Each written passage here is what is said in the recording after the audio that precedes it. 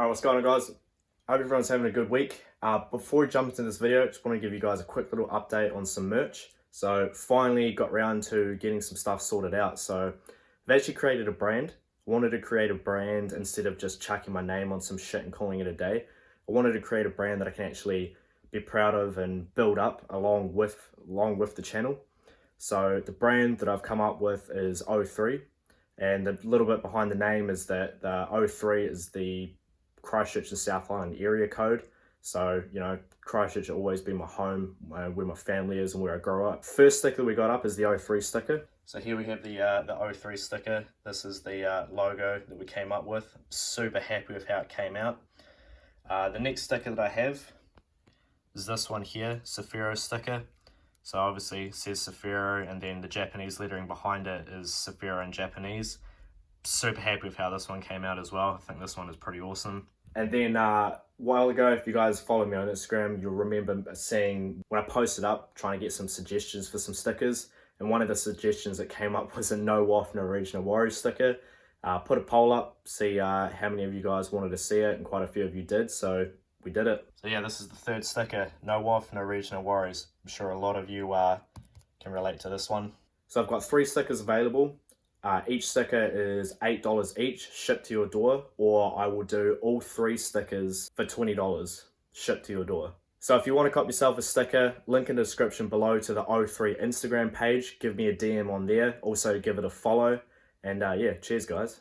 Also quickly, looking at the analytics for the last videos, 40% of the people that are watching my videos aren't actually subscribed to the channel. So if you're one of them, please consider subscribing. A lot of YouTubers talk about it all the time, but it really does help boost the channel, and yeah, appreciate it. Alright, so anyway, today the whole point of this video is finally diving into the Cefiro. So you've been hearing me talk about it in the last couple of videos that there's some news coming for it, and you can tell by the title of the video that yes, I did blow it up. It was purely my dumbass fault though. So I've blown the head gasket. I was doing a skid just before lockdown at a skid meet out at Mexico, and yeah, was just being dumb. There's a lot of people around trying to show off, and it was a good skid, but I wasn't paying attention to the temperature gauge, and by the time that I had finished doing the skid, the temperature gauge was already well pinned on hot. And basically with these things, once the temperature gauge starts moving, it's already too late. So by the time that I'd looked at it, it was already pinned. So yeah, it was just dumbass error on my part, 100% my fault. So yeah, today what we're going to be doing is we're going to be pulling the motor out of this thing. We've already started. We started last weekend after we finished up the tire rack. Didn't film anything, just sort of started playing around with it. So we've got the loom pulled back here. Radiator's empty, obviously still got to take that out. Turbo's off, and yeah. So the reason that I'm pulling the motor out of the car to do this instead of just taking the head off in the car is because I also want to put a new clutch in this thing. If you remember when we did put this thing together, the clutch was already second hand. It actually came off my uncle's old Cefiro. It was pretty well worn. Just needed something to chuck in there to get it going in the first place. So I'm going to put a new clutch in there, so that'll be good. And I just figured it'd be so much easier just to pull the motor out, do both things while the motor's out rather than trying to get in between tight spaces and all that shit in there. Alright, so enough of my jabbering. I'm going to set the camera up and we're just going to get stuck into ripping this thing out. Right, so me and Nathaniel have been at this for a couple of hours now. I'm a dumbass and I forgot to set up my camera for the time lapse, but yeah, no, this thing's pretty much ready to come out now.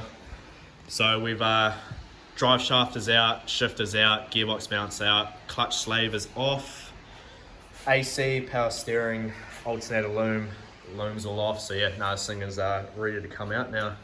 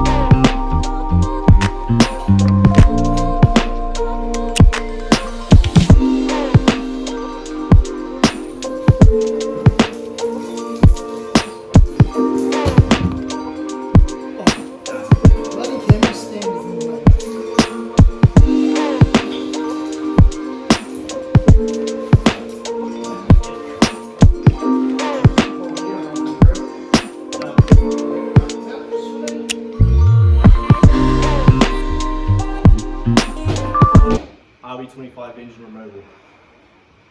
Right, so as you can see, engine's out of the old girl there.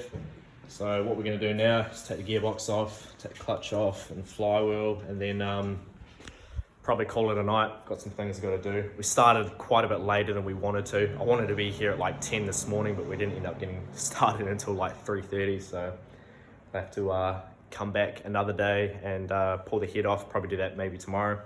But yeah, you'll probably see that in the next video. But yeah, we'll get this gearbox off and see what this clutch looks like, because it was starting to slip pretty bad. Another a good reason that we're doing the clutch as well is because when I put this setup together, my dumb ass forgot to put the sandwich plate in, which a lot of people forget to do. So when we go to put this thing back together, gotta remember to put the sandwich plate on.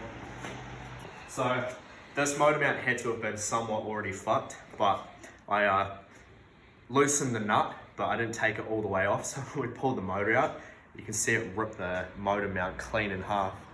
Had to have already been fucked for it to be able to rip like that, but yeah. Don't be a dumbass, forget to take the nut off the mount. Alright, so this is how you take your gearbox off. First you straddle it. You give your gearbox a hug like you would your dad if he actually came back from getting those cigarettes 10 years ago.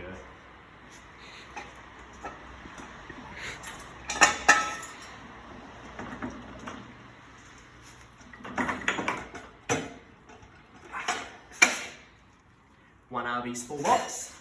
Ooh, there's a lot of play in that shaft. Well, One mildly unhappy small box. well, the second gear synchro in this was is pretty cooked, but yeah, that quite a bit of shaft. So it's a typical RB small box. Yep. Loves a good crunchy second. Nothing like a wee trolley on wheels to make life easier. Time to pull this off and have a look at how much meat's left on this thing.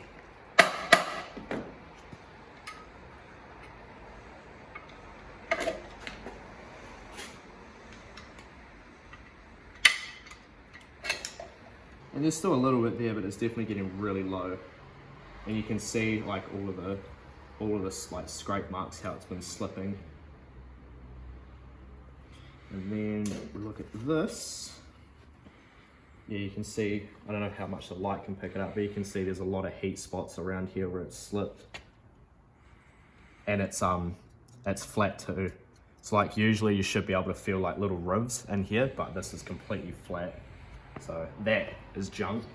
And then if we look at the flywheel, yeah, there's some, this flywheel is already like pretty, like not the best when I put it in, but again, you can see some discoloration. I'm not sure how good it's going to come up on the camera, but yeah, there's quite a, if it focuses, yeah, you can see there's quite a lot of surface cracks in it too from where it's heated up.